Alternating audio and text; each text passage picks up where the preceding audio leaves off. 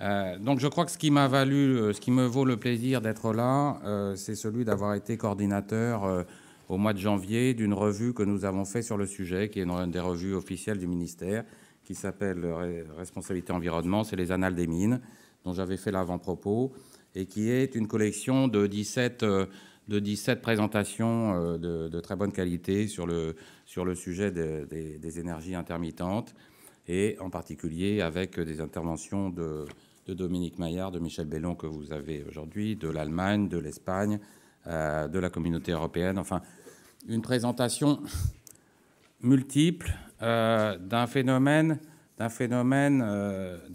général très varié, évolutif, très complexe, et sur lequel il est bon d'avoir beaucoup de points de vue et beaucoup de, je dirais, des points de vue différents et puis évolutifs. Moi, je vais essayer de traiter aujourd'hui le sujet qui était le sujet imposé du colloque. Enfin, j'ai donc repris ce qui était proposé, en prenant un peu de recul, pour traiter le sujet. En ce sens que je ne veux pas le traiter au pied de la lettre, mais sur le premier thème qui est les énergies renouvelables, je vais l'élargir un petit peu. Et en revanche, le second thème, qui était l'énergie intermittente, je vais me limiter aux électricités intermittentes connectées, mais je pense que c'était l'esprit de votre demande. Sur les énergies, alors je ne sais pas comment je fais enter. Voilà, sur les énergies renouvelables, j'ai pris note de j'avais beaucoup apprécié cette présentation de Télérama là, il y a un peu moins d'un an. Il faut dire que je suis breton et vous comprenez pourquoi je vous présente ceci. Mais le message que j'ai à vous dire, c'est que pour moi, l'énergie renouvelable, c'est un petit peu l'hydraulique, mais c'est le bio, c'est la vie, c'est la photosynthèse. L'énergie renouvelable, en gros, c'est l'énergie solaire stockable par la photosynthèse, et ça tourne autour de ça. Et si on prend un peu de recul, je crois que, enfin en tout cas, moi, c'est ma conception de l'énergie renouvelable. Et alors, évidemment, on n'a pas l'habitude de présenter de façon synthétique tout ce qu'on extrait de la nature. Parce qu'on extrait de la nature, de l'agriculture, du bio, on extrait de la nature maintenant du photovoltaïque en direct, mais on extrait de la nature de la force hydraulique, on extrait de la nature un certain nombre de choses, et aussi des fossiles qu'on connaît bien. Et donc, il n'est pas inintéressant de mettre sur la même présentation tout ce qu'on extrait sur la nature en bio. Et si on fait le calcul, on est habitué à parler, vous voyez là, en rouge, c'est le charbon de terre, hein, qui avait remplacé le charbon de bois il y a 200 ans et qui a fait le développement économique. Ensuite, il y a 100 ans, on a nos 4 milliards de pétrole, l'huile en jaune-vert, et puis le gaz qui est arrivé par-dessus. Mais il faut se souvenir que toute la base du développement économique et de la base de l'humanité, c'est le bio, c'est l'énergie solaire stockable. Et donc, si on met tout ça, tout ce qu'on extrait, à la fois en vivant et, je dirais, de la terre, c'est en gros proportionnel à la nourriture, au développement de la population. Et donc, on a un chiffre qui est quand même supérieur à 5 milliards de TEP. On peut transformer le cochon que je vous ai présenté, on peut le transformer en TEP. D'ailleurs, je dirais, le charbon de terre, il a remplacé le pic charbon de bois il y a 200 ans. Et je veux dire, il a sauvé le développement économique. Et le pétrole, il s'est développé sur l'huile de baleine, la graisse, sur la graisse que l'on tirait. Donc, cette synergie très, très forte, elle est ancienne. Donc, on a l'énergie solaire, j'allais dire, le frais, qui est le vivant, le bio, le renouvelable. Et puis, l'énergie solaire qu'on a mise au frigidaire, au garde-manger plutôt, et qui est toutes les fossiles. Et puis, qu'est-ce qu'on extrait en plus ? On a inventé le nucléaire, et en gros, le nucléaire nous produit à peu près 5% de notre énergie, et l'hydraulique aussi 5%. Donc, le nucléaire et l'hydraulique, qui sont les énergies, enfin en tout cas le nucléaire, une énergie nouvelle par rapport aux énergies traditionnelles, représentent chacune à peu près 5% de ce qu'on extrait. Le message que je veux dire, le premier, c'était le cochon, le renouvelable, c'est le bio. Et le deuxième message, c'est que l'électricité, finalement, c'est pas une énergie. Alors je dis ça devant M. Boiteux, j'espère qu'il ne me contredira pas, mais pour moi, l'électricité, c'est un vecteur d'énergie. C'est un vecteur d'énergie, on va le revoir. Donc voilà un peu les généralités sur ce que je voulais vous dire sur les énergies renouvelables. Alors la seconde question posée, c'est celle de l'après-midi, c'est les énergies, l'électricité intermittente connectée, et puis l'énergie connectée intermittente moderne, l'éolien et le photovoltaïque, avec deux questions, le défi, les solutions. Je vais essayer de vous faire un peu, moi, de vous présenter les quelques idées que j'ai sur le sujet. Alors, je reviens aux fondamentaux. L'électricité n'est pas, excusez-moi pour ceux qui connaissent ça par cœur, mais l'électricité n'est pas une énergie, c'est un vecteur d'énergie, mais ce n'est pas vraiment un vecteur d'énergie d'ailleurs, c'est plutôt un vecteur de puissance. C'est un vecteur de puissance instantanée, dans le modèle, il faut en permanence ajuster l'offre et la demande en puissance, et l'offre s'adapte aux variations de la demande. Comment on règle ça? On règle ça par la bio qui est stockée, les fossiles stockés. C'est eux qui nous permettent le réglage du système et qui permettent au système de faire face à toutes ces variations. C'est le système traditionnel qu'on a connu, c'est le système sur lequel l'électricité s'est développée, avec évidemment un petit peu de stockage d'eau dans les barrages, qui sont une façon aussi de pouvoir faire face avec les forces hydrauliques. Le nouveau système est complètement différent. On rentre maintenant avec les énergies intermittentes connectées dans un nouveau monde dans lequel il y a une introduction directe dans le système et avec une priorité des énergies éoliennes et photovoltaïques. Alors cette priorité, elle est à la fois juridique, parce que les directives européennes imposent la priorité aux énergies intermittentes, mais elle est logique, elle est économique, puisque les énergies intermittentes ont un coût proportionnel nul. Donc la logique et le droit vont dans le bon sens. En revanche, tout ceci, si on fait rentrer beaucoup d'énergie éolienne et photovoltaïque intermittente, ça rend beaucoup plus compliqué le réglage et le réglage du flux. Alors le réglage du flux, et puis il faut bourrer tout ça d'électronique. On comprend bien, pour faire le réglage, pour que ça marche. Parce qu'avec des variations qui deviennent tout d'un coup beaucoup plus importantes. Donc on a un réglage continu. Et alors en même temps, je dirais ce qui est la conséquence, la première phase de la conséquence, c'est que le réseau, la place de marché, la place de l'équilibre, celui qui fait l'équilibre, devient fondamental dans le système, voit son rôle augmenter. Et donc on a devant nous, pour une dizaine d'années, un âge d'or des réseaux. C'est les réseaux qui sont les maîtres du monde électrique en ce moment et qui tiennent la clé, en tout cas, du développement des énergies intermittentes. On le voit bien en Allemagne, où c'est les réseaux qui bloquent le développement. En ce moment, ce sont les réseaux qui bloquent le développement de l'énergie en Espagne aussi, enfin, etc.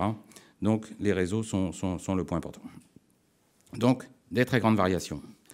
Alors, ceci bouleverse complètement le modèle économique de nos chers électriciens, qui sont complètement bouleversés parce qu'ils avaient l'habitude, non pas de vendre de la puissance, mais on leur achetait de l'énergie. Ils fabriquaient de la puissance et on leur achète de l'énergie. On a pris l'habitude de leur acheter de l'énergie, c'est-à-dire ils vendaient de la puissance garantie. La puissance garantie par du temps, pour que ça marche, des kilowatts, ils fabriquaient des kilowatts, ils vendaient des kilowattheures, et donc ils vendaient de l'énergie garantie avec un coût moyen, et voilà, ça faisait leur chiffre d'affaires, tout allait bien. On avait le système électrique auquel certains ici ont beaucoup contribué à développer.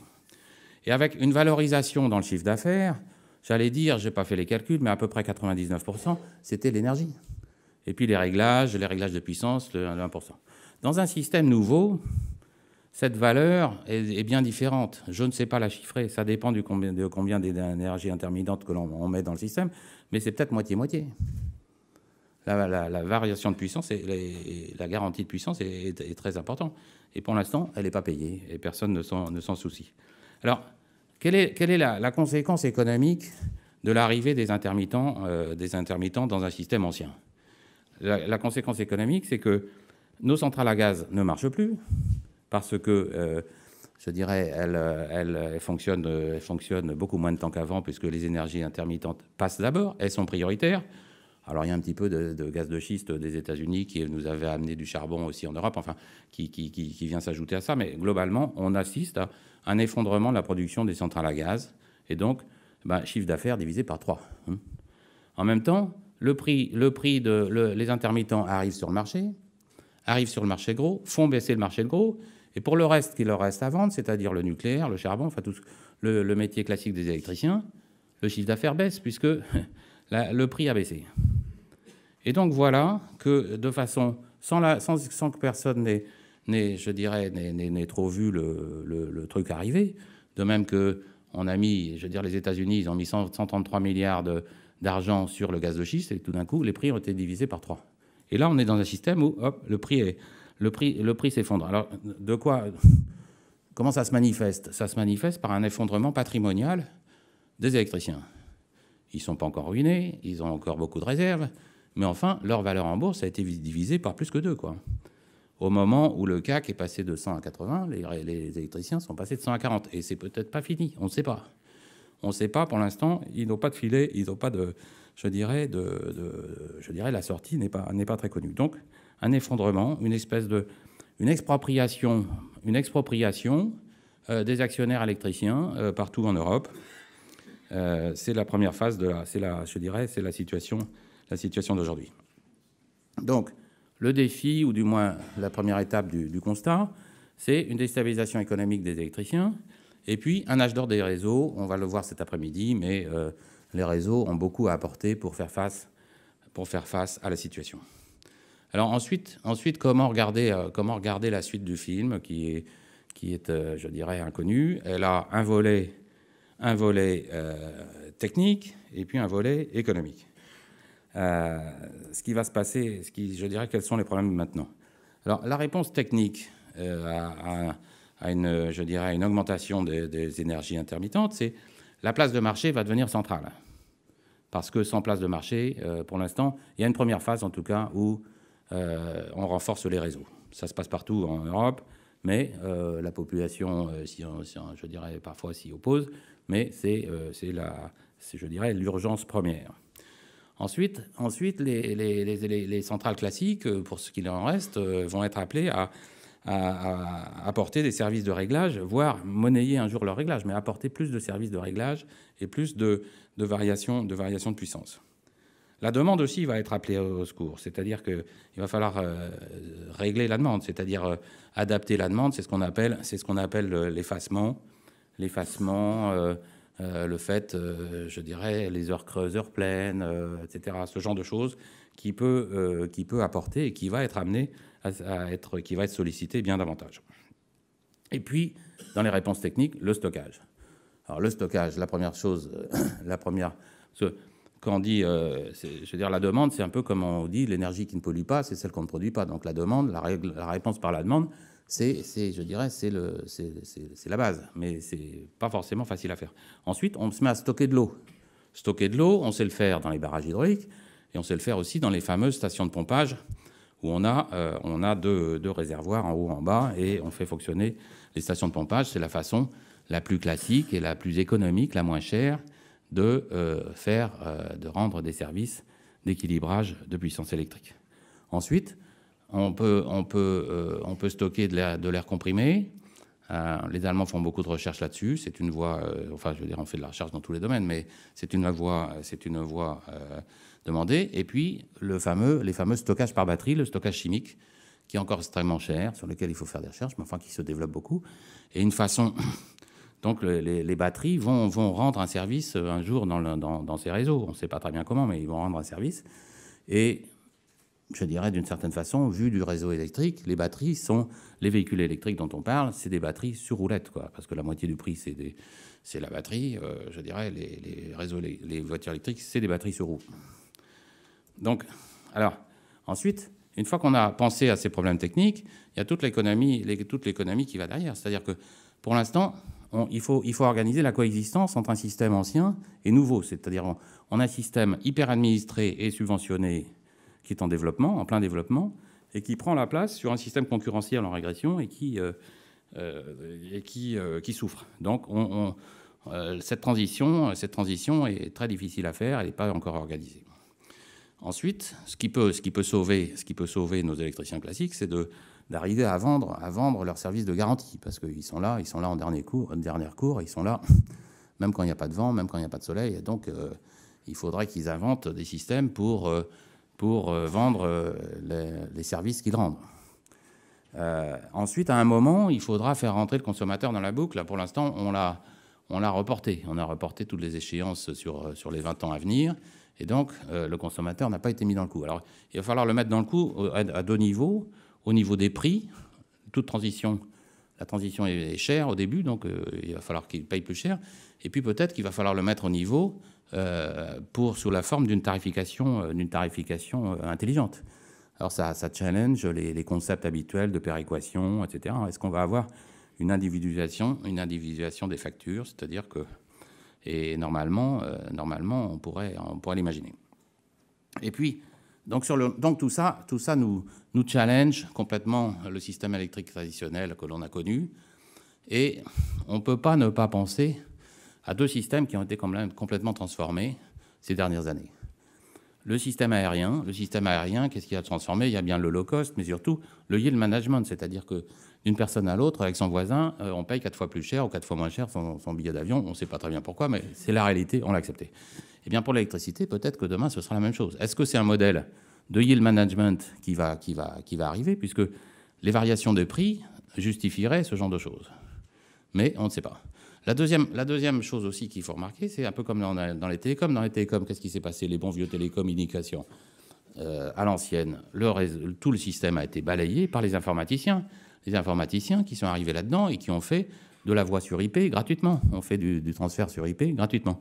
Et donc, dans les télécoms, finalement, les télécoms se sont reconstruites en vendant de l'accès, et puis la communication est libre, elle est gratuite.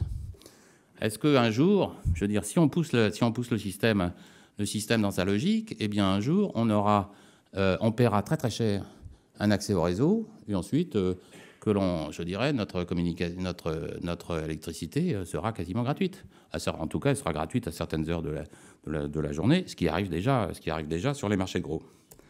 Donc, on a, voilà, en ma perspective, avec un petit peu de recul, on a un modèle économique classique d'électricité.